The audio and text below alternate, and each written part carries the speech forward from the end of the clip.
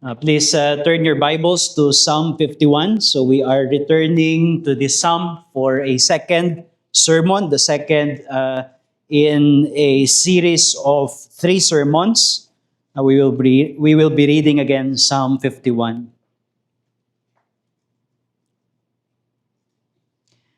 Have mercy on me, O God, according to your steadfast love, according to your abundant mercy. Blot out my transgressions. Wash me thoroughly from my iniquity and cleanse me from my sin. For I know my transgressions and my sin is ever before me. Against you only have I sinned and done what is evil in your sight, so that you may be justified in your words and blameless in your judgment. Behold, I was brought forth in iniquity, and in sin did my mother conceive me. Behold, you delight in truth in the inward being, and you teach me wisdom in the secret heart.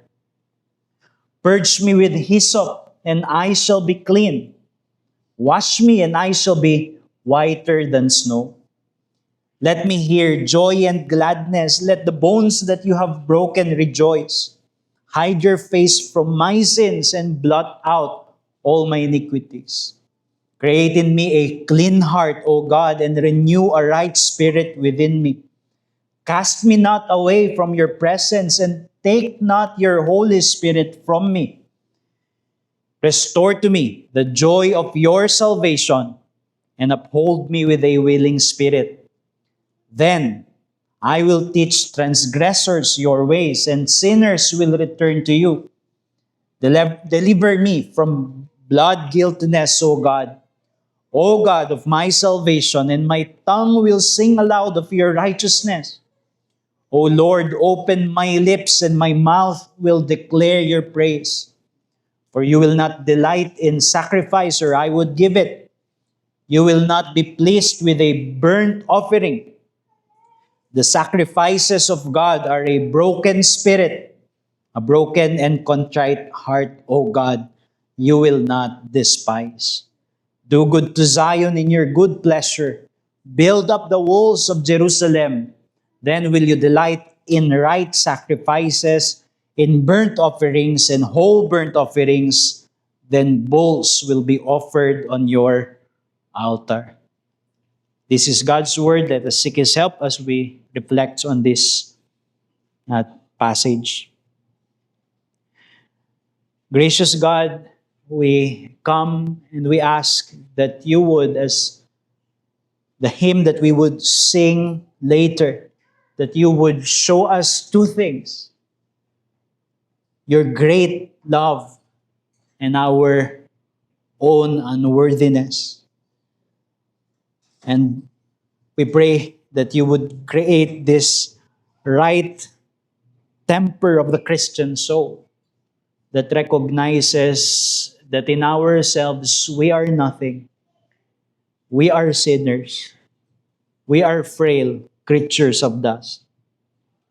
But because of Christ, we are forgiven and loved and are continually forgiven of our sins. So come and bless us with the Holy Spirit and His work of enlightening our minds for the joy of our souls and for your glory. In Jesus' name, Amen. So pangalawang sermon natin ito sa awit na ito, Psalm 51. Last time ay nakita natin specifically yung mga bahagi ng awit na ito na patungkol sa pagpapahayag ni David ng kanyang sariling kasalanan.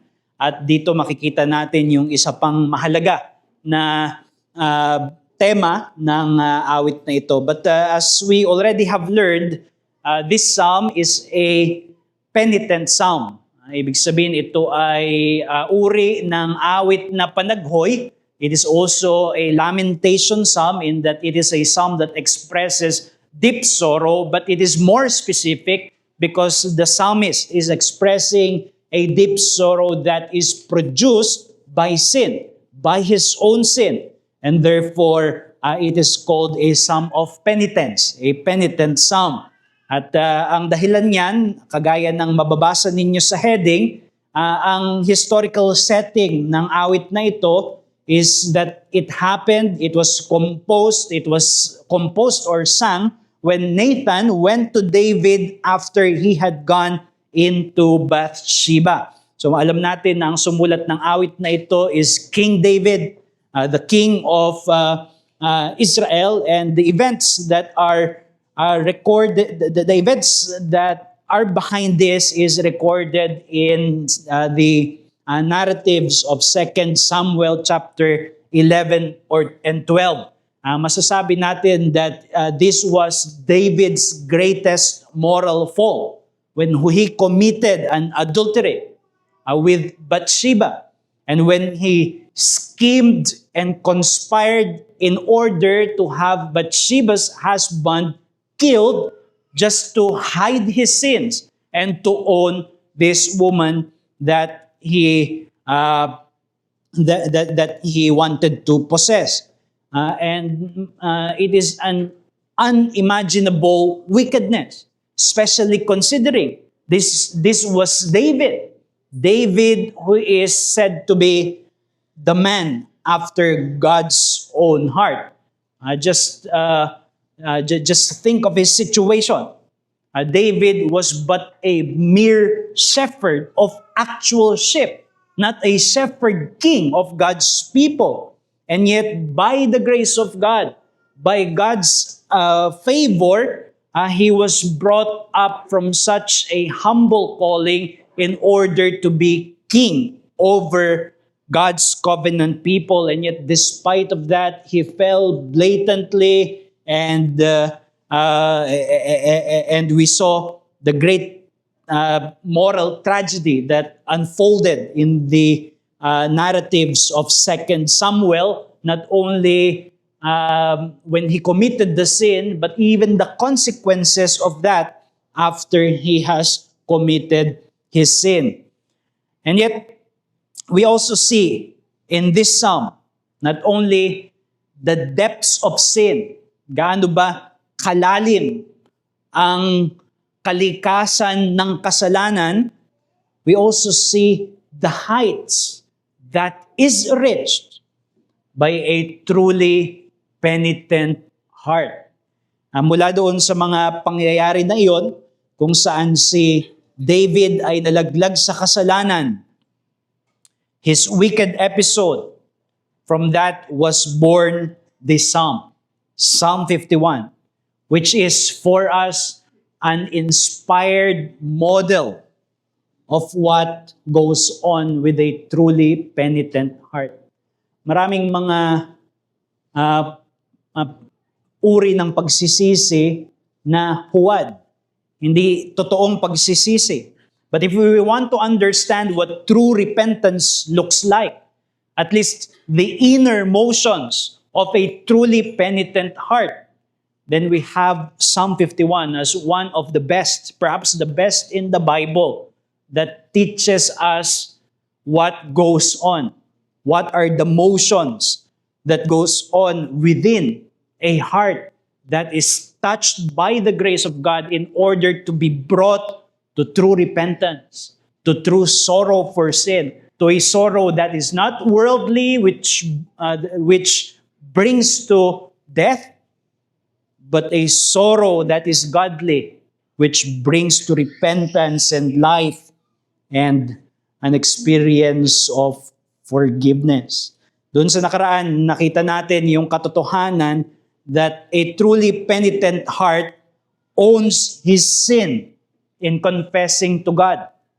Ibig sabihin, malalasahan natin sa ating kaluluwa kung meron bang tunay na pagsisisi, o malalasahan natin maging sa ibang tao kung paano niya binabanggit yung kanyang mga kasalanan kapag wala ng pagbibintang, wala ng, there is no more excuses. There is no more blaming, but a person is there before God, owning his sin, saying that this is me.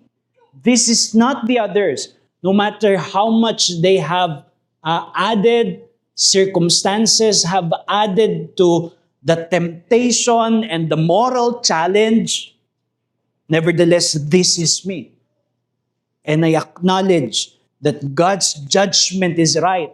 That when I did such a thing, when I thought such a thing, when I felt such a thing, when I said such a thing, and God said, it is sin, period, I say with God, which is the meaning of confession, I say with God, it is sin. I have sinned against Him.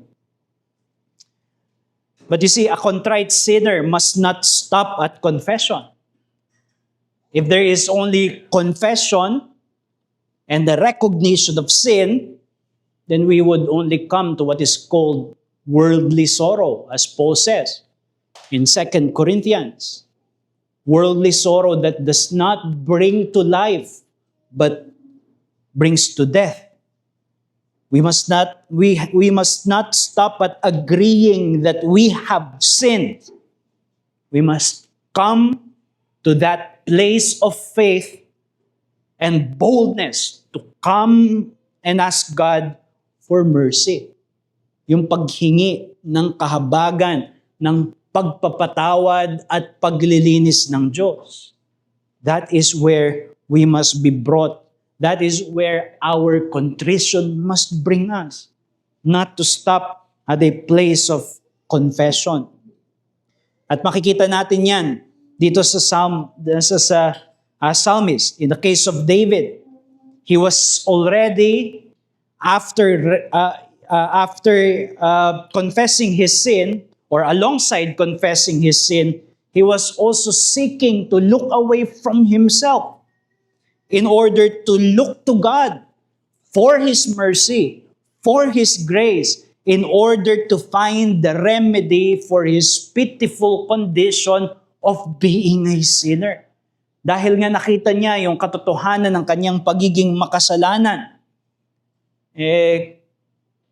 which is corollary to confession, true confession. Kasabay noon, yung pagkilala that if this is to be remedied, if I am to be forgiven, if I am to be absolved, if I am to be cleansed and renewed and transformed, I cannot look within myself, but I must look away from myself and towards God and His mercy for the cure, for the remedy of my miserable condition as a sinner. Makikita natin yan doon sa mga petition ng psalmists sa awit na ito. And all of them are based on the first petition, which is how this psalm opened up in verse 1. With David crying out, "Have mercy on me, O God." He was seeking mercy. And therefore, we can learn from here that a truly penitent heart clings to God's mercy for the remedy of sin. A truly penitent heart clings to God's mercy for sin's remedy. And may mga magsasabi sa atin, well, that is a good evangelistic message. Those who are not yet in Christ, they must learn to truly repent. And they must learn to ask God for grace and mercy. Dapat yan ay mensahe para sa mga hindi pa mananampalataya. But as Christians, we must remember that when we sin, we no less must take our healing from the mercy of God. It is not as though that is how we begin. Pero nagbabago na yung operasyon ng biyaya ng Diyos kapag ka ikaw ay Kristiyano na. Where you have to now merit God's approval, God's forgiveness. That is why we must not rest at confessing to God. We confess because there is a promise in 1 John 1 verse 9 that if you confess your sins, He is faithful and just to forgive, meaning He grants mercy. And it is written for believers, we confess and we seek His mercy. Maraming mga marahil hindi man sinasabi, pero marami sa atin, ganoon nag-ooperate yung ating Kristiyanong pamumuhay. We would confess our sin, and then we would look to ourselves for the remedy for that sin that we have just confessed. I have sinned. God, I acknowledge that I have sinned. Now I need to strengthen my will. I need to fortify my will in order that I may resist the temptation. I have sinned, O God. Now I need to set my life straight and I need to fortify my discipline. And I'm not saying that we are not to get there. In the third sermon, we shall see that there is a commitment that comes out after a person has been reassured by God's favor through confession. But that is not how it should be. I speak to you believers who perhaps are in agony because of some sin, and I challenge you to come to God for mercy, for healing, coming from His grace. You can cry to God that hymn, be of sin the double cure. Forgiving and cleansing, transforming. At diyan yung makikita natin sa awit na ito. We have two remedy for sin that the psalmist is pleading for based on God's mercy. Not merit, but based on God's mercy, he was pleading for two remedy for sin. The first is he was seeking reconciliation as the remedy for alienation. Second, transformation as remedy for his corruption. These are the two things that we shall see in this psalm, in the petitions of David. The first is reconciliation. He was seeking to be reconciled with God, knowing that his sin has alienated him from God. And because we know that David was a believer, we are not speaking of an objective alienation. He was not cast off as though he has lost his salvation. But we experience alienation from fellowship and communion with God in our experience when we sin, even as believers. And for David, it is what aches his heart. And therefore, as he comes to confessing his sin and as he seeks for God's mercy, he was crying out to be reconciled with God. Again, not as an objective reconciliation, which is the product of justification by faith, but reconciliation as a child would be reconciled to his displeased father, who has nevertheless has not disowned him as a son, as a child.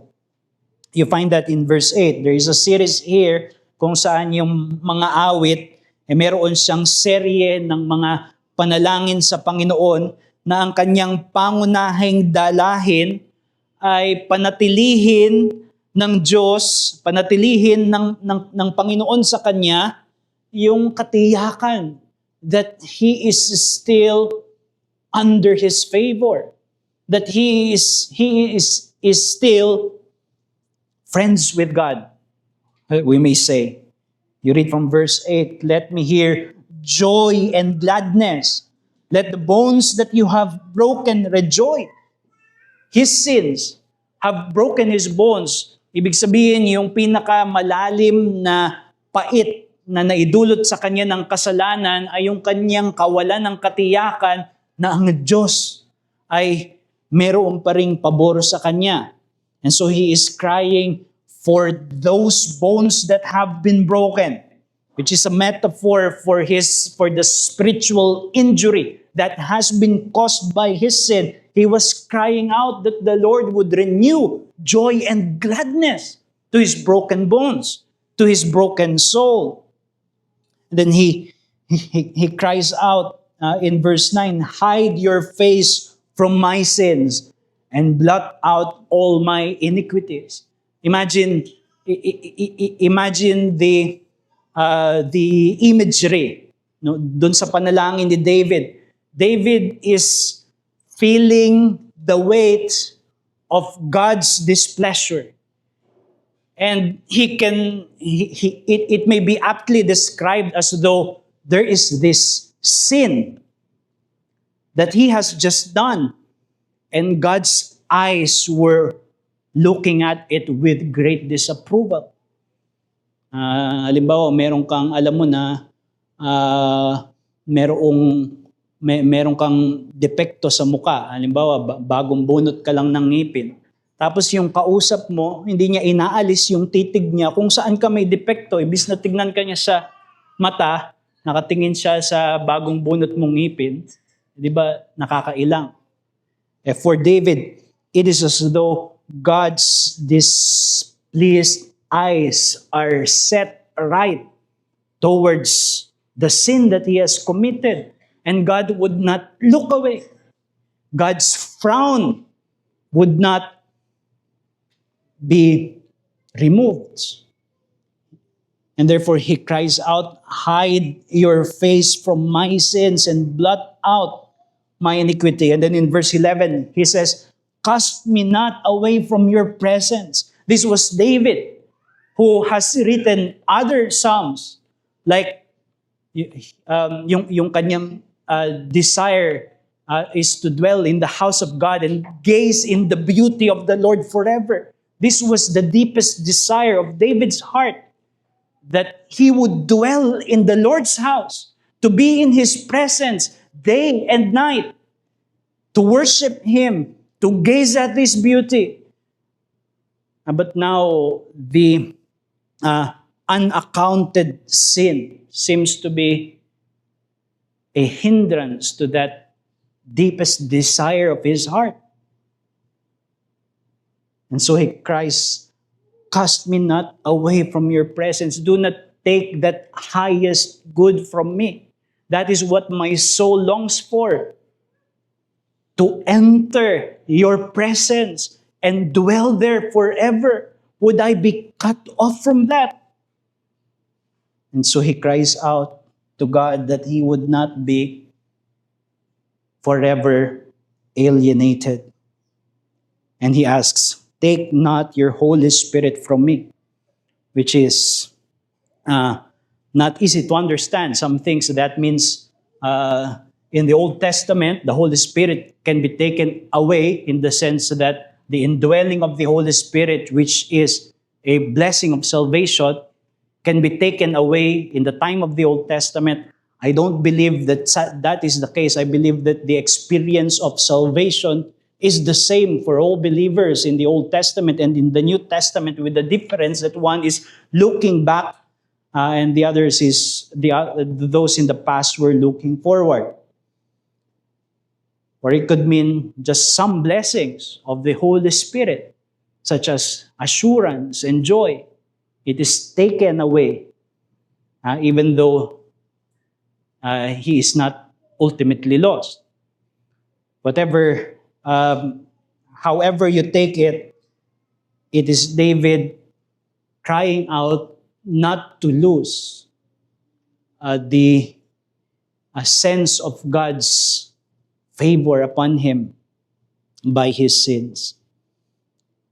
He is praying, he is crying to God, "God, let me no longer bear the displeasure that was caused by my sin, but assure me that I am still loved, that I am still yours, that I am still kept, that I am still preserved despite of all this.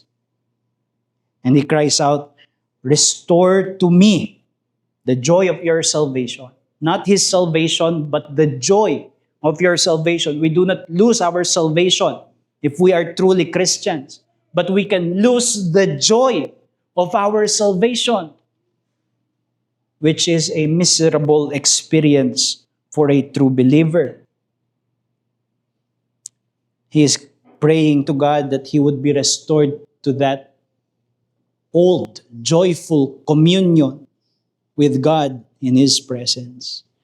Therefore, we learn from here, brethren, that a contrite sinner must seek restoration to joyful communion with God in His covenant mercy.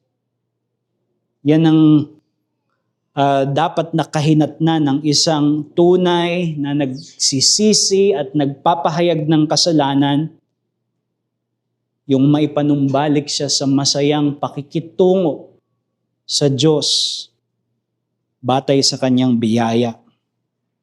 Bilang mga mananampalataya, it must be the most prized object of our life that we are in communion with God, that we are friends with God. He calls us friend. He calls us children. And when it is withheld from us when we sin, then it becomes our deepest ache. Hindi yung paano ang aking reputasyon, paano ang aking yung iba pang mga maaring consequences ng isang kasalanan, but that I am alienated from that joyful communion with my Father in heaven. That must be the deplorable state that believers would not want to be in. Why? Because such assurance of God's favor is the foundation of our joyful communion with God. And it is for that reason that we must not keep long accounts with God. If we sin, we must hastily come back to the throne of grace and seek reconciliation with God as our Father. But we must be aware that one of the cunning lies of the devil by which we may fall trap in as believers when we sin, if we sin, is that we must fix ourselves first before going back to God. Siyempre, nagkasala ako, kailangan ayusin ko muna yung sarili ko. Para pag bumalik ako na manalangin sa Panginoon at hingin yung kanyang pagpapatawad, mas katanggap-tanggap na ako. Well, that is a deadly trap. That is a trap straight from the mouths of hell. Perhaps many Christians has been lost to apostasy, or professing Christians has been lost to apostasy because they operated that way. I must fix myself first before I return back to God.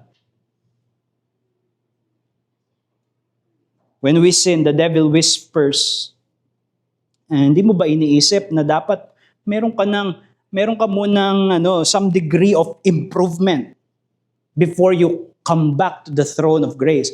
After all, how many times have you asked God for forgiveness for that specific sin? So, wag muna. Magpakita ka muna ng kaunting pagbabago before returning to God. Or at least, mas palalimin mo pa yung sorrow mo. Bago ka lumapit sa Diyos at hingin yung kanyang pagpapatawad, parang 50% lang yung sorrow mo, gawin mo 100%. O kahit 90%. Otherwise, baka hindi kanya tanggapin. And by the time we come to God, if ever we come at all, thinking that I have already shown some degree of improvement, or I have already cultivated sufficient sorrow, ang spirit na natin sa prayer is more like the Pharisee than the tax collector. Remember that it is the tax collector who went home forgiven. The one who does not think that he deserves anything from God but was beating his chest and saying, "Have mercy on me, O God, a sinner." While the Pharisee was listing his religious achievement in order to be received by God. And we may not pray that way, but we may certainly think that way if we imagine that before we return to the throne of grace, we must already have achieved some changes that by that way, God would not turn his face away, away from our sins. This is practical legalism. Maybe not confessional legalism, but practical legalism, a betrayal of the gospel of Christ. And it is contrary to the model that we have here in Psalm 51. Because here in this psalm, the psalmist has nothing to offer to God for his reconciliation. He has just admitted that he is a sinner. He has sinned against God. And he comes as, like in that hymn that we all know about. Nothing in my hands I bring. Nothing to offer to God.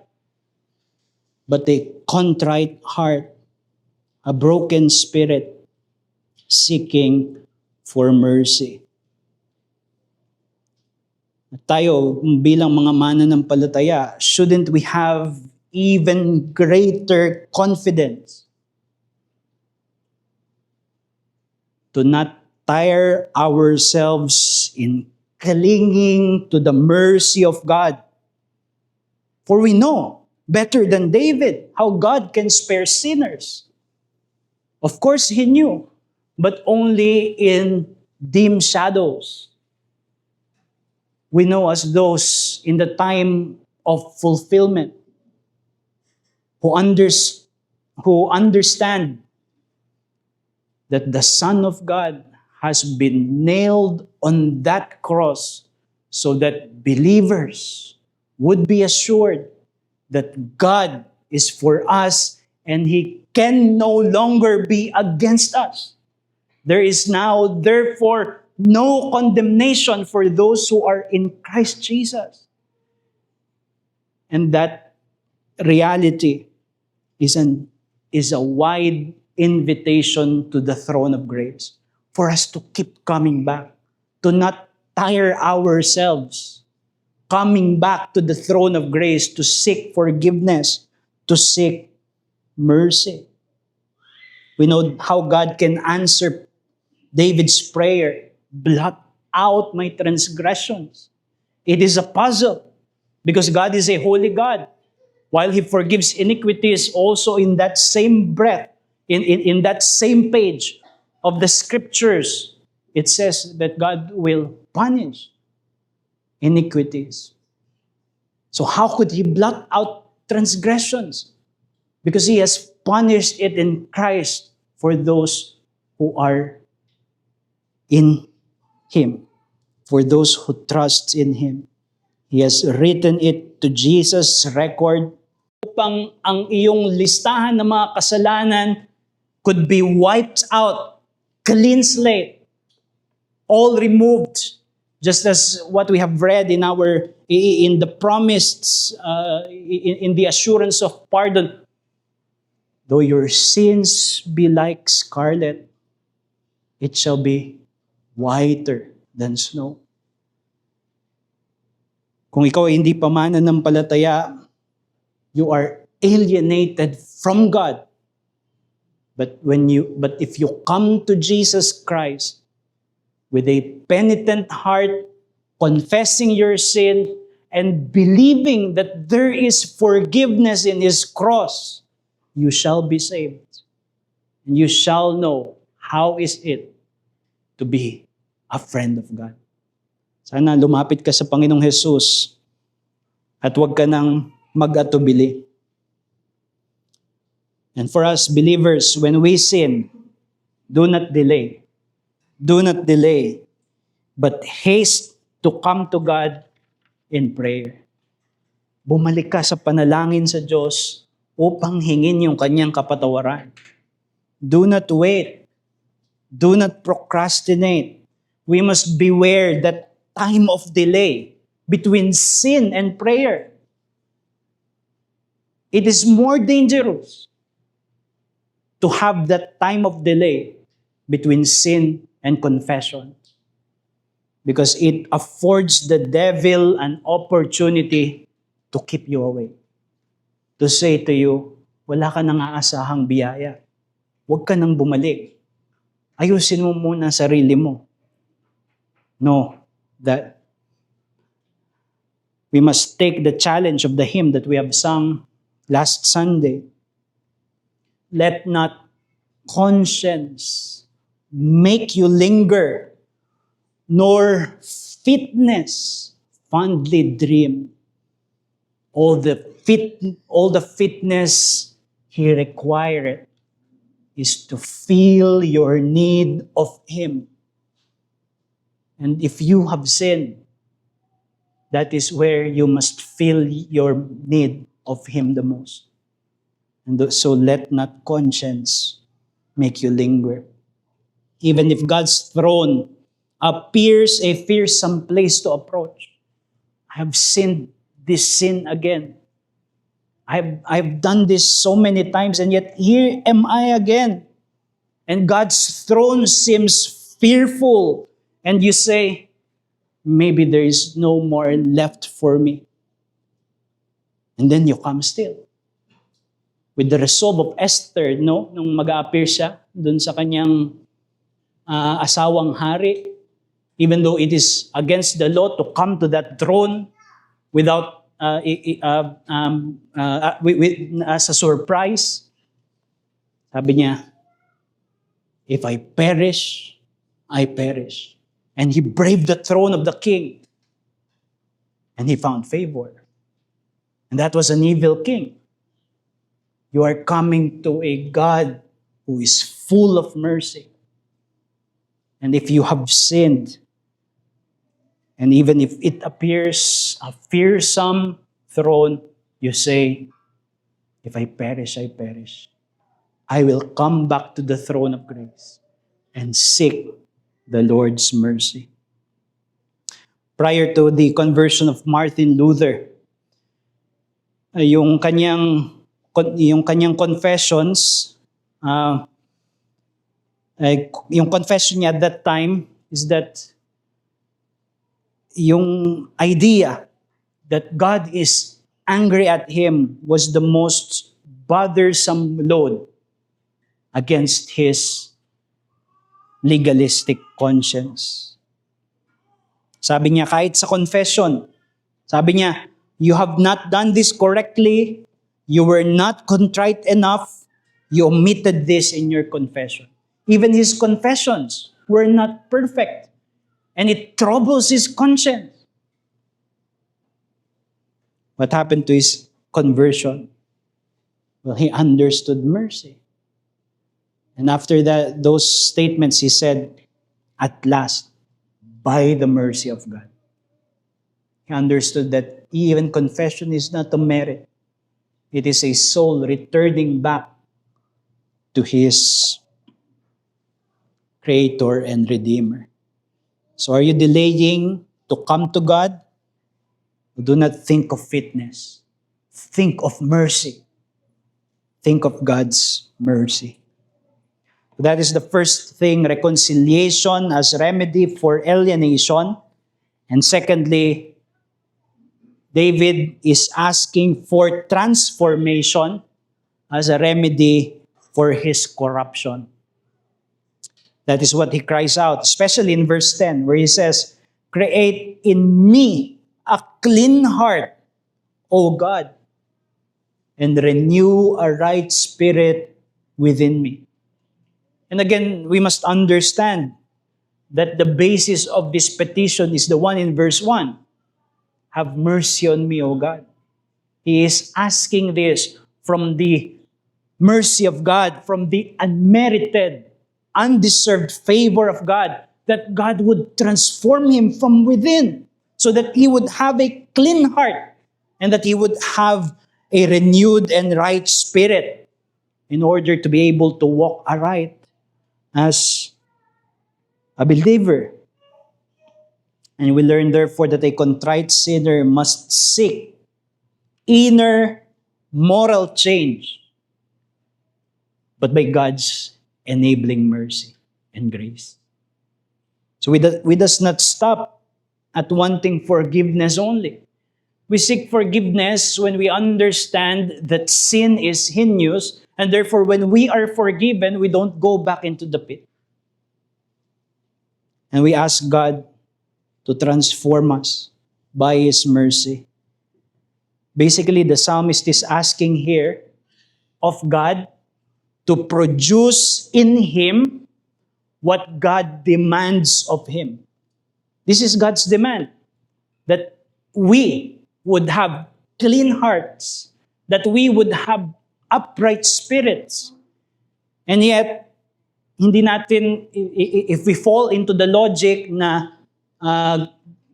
if God requires it of us, then it must be found in us, the power to do so, then David's prayer would not make sense. He is crying to God to grant what he demands, to give to him the enabling so that he would be able to do what God requires of him, what God demands of him.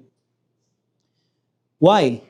Well, because the psalmist here, David, was thoroughly a Calvinist, where there is a straight out confession of his total depravity. Total in the sense of affecting everything in his humanity. Diba? Nabasa natin nung nakaraan sa verse 5 na and these are some of the most forceful statements on depravity in the Bible. Sabi niya, "Behold, I was brought forth in iniquity, and in sin did my mother conceive me." This is my nature. Even from the time when I was conceived as a sinner. Hindi ako nagkasala at naging makasalanan. Ako ay nagkasala dahil ako'y makasalanan. It is nature. Fallen nature. David understood this well. And in contrast to the depravity of his nature as a fallen human being is the demand of God. In verse 6, "Behold, you delight in truth, in the inward being." God wants a sincere character.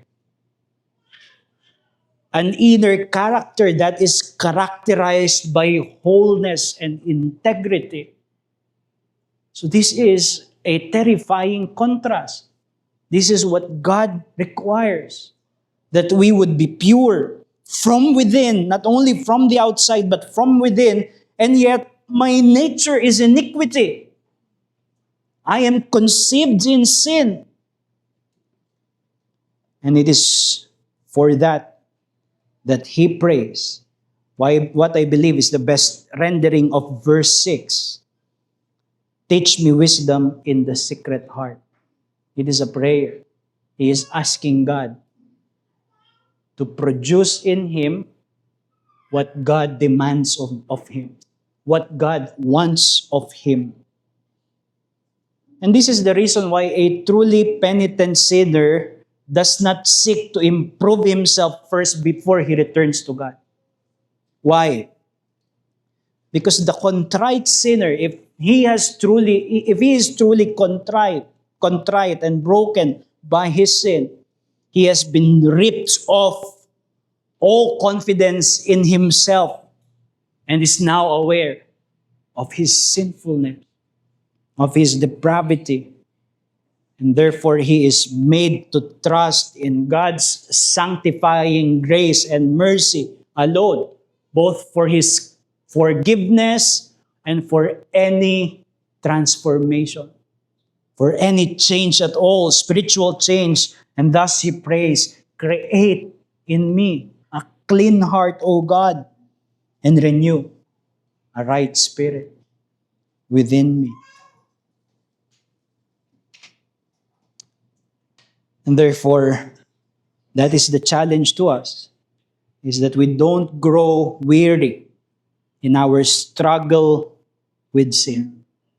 We don't grow weary. We don't say, bahala na ang Diyos kung papatawarin pa niya ako. But we persevere. We persevere towards godliness and holiness and purity. But we do so as one dependent on God's mercy. The psalmists here, David, fell on grievous sin, and yet he remains firm about what he desires. He was praying this because he desires it. A clean heart and an upright spirit. And the deeper the depths of our depravities are exposed before us, the stronger our yearning must be for holiness. Therefore, if you find some besetting sins in your life, some sins that you've been struggling with over and over again, where you have fallen repeatedly, do not raise the white flag. Do not surrender, but persist, going through the motions of grace, where you confess your sins, and you come back and ask God for that double cure of forgiveness and change. We know Augustine's Confessions, his autobiography written in a form of prayer to God, expressing his sinfulness. And there you would find his first-hand experience of that doctrine of man's depravity. And while he championed the doctrine of man's depravity, he was not pointing fingers. He was saying, well, look at my life. Hindi ako nagnanakaw sa puno dahil gusto ko yung bunga, pero dahil gusto ko na magnakaw. Yun yung nakalagay sa confession niya. He delighted in sin. And he was expressing these things before God. That is why one of the repeated prayer that you would find scattered in the confessions was this prayer. Command us what you will, and grant us what you command. So he wanted to understand what God's will is, but he also knew that if he would be able to live up to that, to what God wants of us, then he must ask God to give the enabling and empowerment to do and to be what he desires us to do and to be. Brothers and sisters, are there commands that bear hard on you because of sin? Then ask God for his empowering grace. Are there temptations that are too strong? Ask God for his enabling grace. Are there things that you know you should do but are not doing? Then come and ask God, and do not tire of asking God until you have proved his word true, that he grants mercy and he provides help for those who are in need. So arise, sinners, come to God, and remember that there is more mercy in him than there is sin in you. That we should not fear coming to his throne, because he is full of both pity and power. He wants to help us. And He has the power to do so. That is why He is a mighty champion. Let us close in prayer. Our gracious God, we come before You, and we thank You that Your word presents to us sweetest consolations, even as sinners, that there is grace and mercy in You to forgive, and it is found in Christ. And so we come before You as sinners, whether believing sinners or unbelieving sinners, praying that You would show us Christ, that He is sufficient for the double cure of sin, that we may continue to embrace Him and love Him and worship Him. We pray this in Jesus' name. Amen.